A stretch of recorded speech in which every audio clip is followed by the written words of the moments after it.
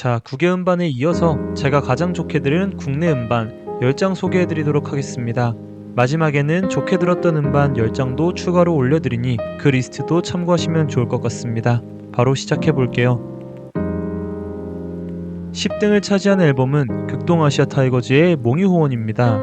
극동아시아 타이거즈는 한국의 팝펑크 밴드예요. 2024년 대한민국에서 가장 큰 두 록 페스티벌인 펜타포트랑 부산 록페에서 이름을 알렸죠. 그리고 그해 11월 달에 드디어 첫 앨범이 나왔습니다. 사실 이들이 2020년에 데뷔했다는 것을 감안한다면 첫 번째 앨범은 비교적 늦게 나왔습니다. 그렇지만 작업물은 만족스러웠습니다. 이들의 앨범은 괜찮은 퀄리티의 팝펑크 곡으로 가득 채워져 있었죠. 팝펑크의 매력인 직관적인 가사와 감각적인 멜로디도 꽤 잘 살아있었던 것 같습니다. 오늘은 비가 와도 좋을 것 같아. 흐려진 마음에 잠깐의 비가. 물론 이 밴드의 보컬 톤이 약간 호불호가 갈릴 수도 있을 것 같습니다만 저는 마음에 들었습니다. 여러분들도 이 밴드의 음악에서 나오는 힘차 파워와 가사에 귀 기울여 보신다면 이 음반을 즐기실 수 있으실 겁니다. 9위를 차지하는 앨범은 범투소울의 범투소울입니다. 개인적으로 2024년에 놓쳐서는 안 되는 앨범과 아티스트라고 생각합니다. 범투소울은 5인조의 퓨전 재즈 펑크 밴드입니다. 그리고 작년에 발매된 이 셀프 타이틀 앨범은 무더웠던 여름을 채워줄 만한 작품이지 않았나 생각이 들어요. 이 작품에서 5명의 연주는 꽤 훌륭합니다. 이들은 귀가 즐거워지는 합주를 선보이죠. 특히 여유로운 바이브와 그 안에서의 펑키한 느낌이 아주 좋았습니다. 헤드셋을 끼고 들으면 저절로 춤이 나올 법한 그런 바이브를 잘 구사하고 있습니다.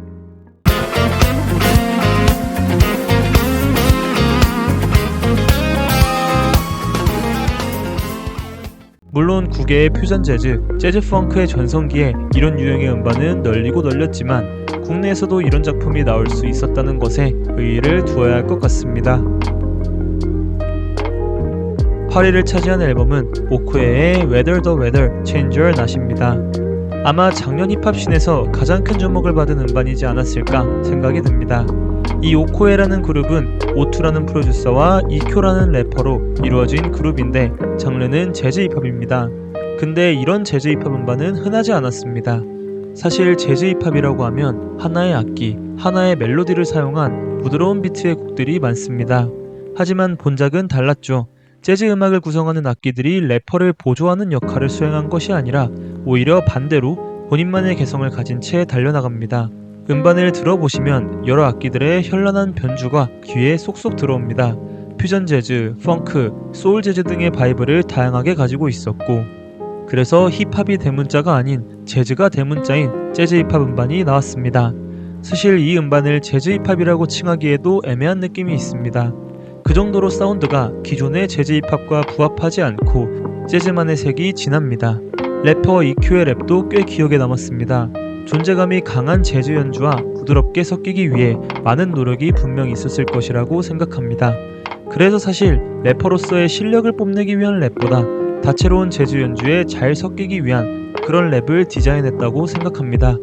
그렇게 이런 멋진 앨범이 나올 수 있었고 많은 팬들에게 사랑을 받았다고 생각합니다.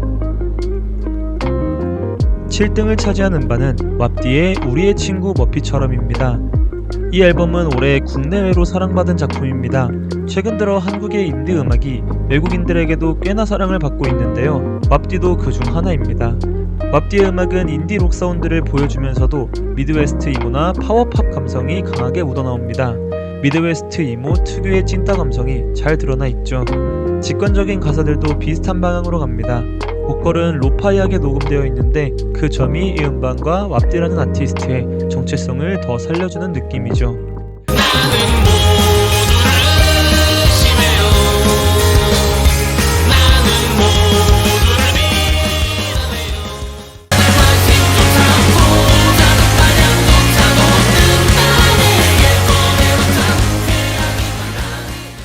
이 앨범을 들으면 유년 시절이 떠오르곤 합니다. 그만큼 향수를 자극하는 느낌이 있어요. 왑디도 떠오르는 아티스트입니다.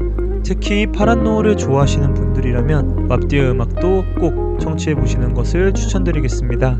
이번 앨범도 좋지만 지난 앨범이나 EP 앨범도 좋으니 이 두 장도 추천드릴게요.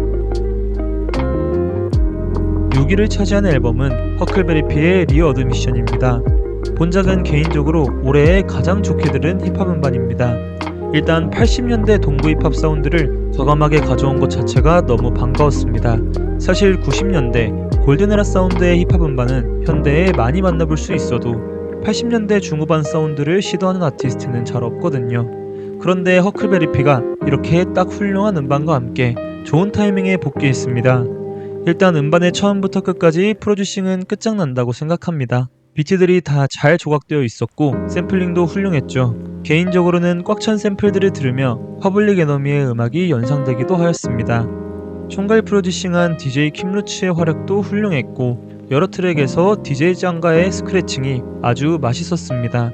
허클베리피의 랩은 말할 것도 없이 좋았습니다.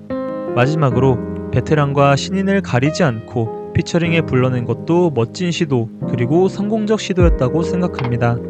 작년에 9개 앨범에 노핸즈가 있었다면 국내에는 이 작품이 있었다고 당당하게 말하고 싶습니다.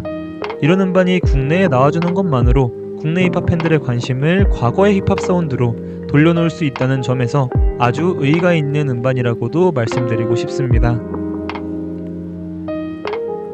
5위를 차지한 음반은 모시의 침묵하고 부수고 답하기입니다. 작년에 꽤 좋았던 포스트록 음반입니다. 러닝타임이 1시간 7분 정도로 살짝 재생 버튼을 누르시기에 부담되실 수도 있습니다. 하지만 들어보시면 후회는 안 할 겁니다. 이 앨범은 여러 포스트록 명반들처럼 앨범 전체적으로 하나의 마무리를 위해서 달려가는 것은 아닙니다. 하지만 개별적인 곡마다의 전개가 꽤나 훌륭했습니다. 하나의 곡에서 반복적인 연주로 절정까지 가는 과정이 좋습니다. 무엇보다 그 사운드가 노이즈로 가득 차 있어서 좋았습니다. 슈게이즈라고 느껴질 만큼 거의 모든 파트가 노이즈로 가득 차 있죠. 그래서 묵직한 기타 사운드를 즐기기에 안성맞춤이에요. 기타뿐 아니라 두텁게 느껴지는 드럼 소리도 마음에 들었던 것 같습니다. 이 앨범은 인스트루멘탈 앨범이라서 연주 자체에만 집중하기에도 꽤 좋은 것 같습니다.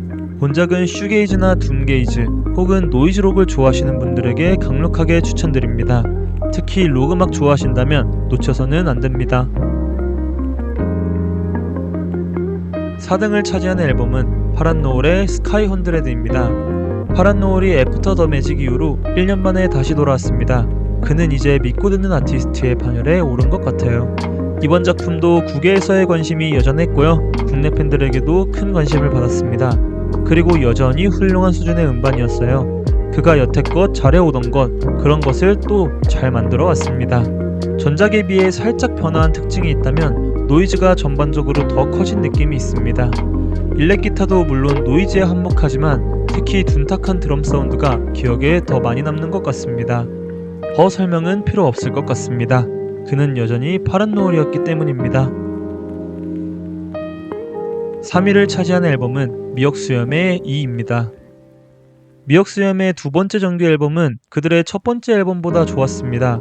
그리고 개인적으로는 파란 노을의 음반보다 인상이 좋게 남았습니다. 미역수염은 국내에서 보기 흔치 않은 둠게이즈 사운드를 보여주는 아티스트입니다.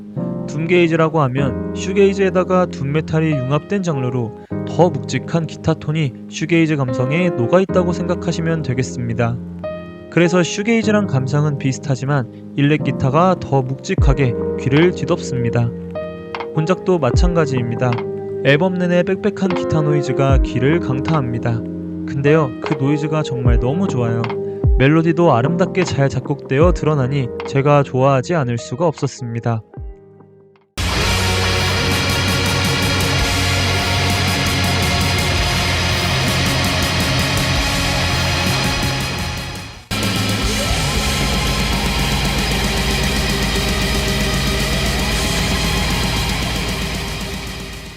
왑디, 모시, 파란 노을의 음반도 그렇고 미역수염의 음반도 그렇고 노이즈가 강한 음반들을 제가 리스트에 많이 올린 것 같습니다. 제가 노이즈를 좋아해서 그런 것도 있지만 그냥 단순히 작년에는 이런 음반들이 좋은 퀄리티로 많이 발매된 것 같습니다. 어쩌면 노이즈가 특징인 음악들이 한국 인디씬에 자리 잡아 가는 것 같기도 합니다. 대망의 2위 앨범은 김바놀키의 빈자리입니다. 가장 유력했던 올해의 앨범 후보였습니다. 하지만 저에게는 아쉽게도 2등의 자리를 차지하고 말았습니다. 김바늘키의 빈자리는 국내 포크에서 오랫동안 기억될 만한 작품으로 남아있을 것 같습니다. 어쿠스틱 기타와 미니멀한 구성이 매력적인데 보컬이나 음악의 바이브에서 공중도둑의 음악과 그들의 1집이 연상되기도 합니다. 그렇지만 그들처럼 전자음악이 섞이지 않고 진한 포크 사운드로 밀고 나가죠. 몽환적인 포크 음악, 사이키델릭 포크의 진수를 보여주는 보컬이 매력적입니다. 멜로디도 당연히 훌륭하고요. 여태 난 이사가지 모습 알아채지 못해 나는 스쳐간 사람들을 떠올린다 아무것도 모르다가 뭔가 가만히 듣고 있으면 제 몸속에 많은 것들이 비워지는 느낌입니다. 여러 포크 음반의 특징처럼 가사도 아름답고 고우니 주목해보시면 좋을 것 같습니다. 국내 포크 뮤직의 계보는 옛날부터 꽤나 중요하게 여겨지고 있습니다. 그리고 작년에는 그 자리를 김바늘키가 차지했다고 해도 무방할 것 같습니다. 대망에 이르는 우르카 풍각쟁이들의 2023-2024입니다. 작년에 가장 충격적으로 좋았던 작품이고 저에겐 최고였습니다. 장르는 프리재즈, 아방가르드 재즈, 스피리추얼 재즈. 하지만 익스페리멘탈 록, 노이즈 록으로도 정의할 수 있을 것 같습니다. 일단 우르카 풍각쟁이들에 대해서 소개하자면 국내에서 재즈 세션을 중심으로 한 퓨전국악 음악을 하는 아티스트입니다. 그래서 악기 리스트를 보면 기타, 드럼, 색소폰 같은 일반적인 악기도 있지만 꽹과리, 징, 태평소 같은 한국 전통 악기들의 사용이 크레딧에 존재합니다. 이 앨범은 사실 컴필레이션 앨범으로 미공개 곡들이나 공연 라이브 곡들이 담겨있는 작품입니다.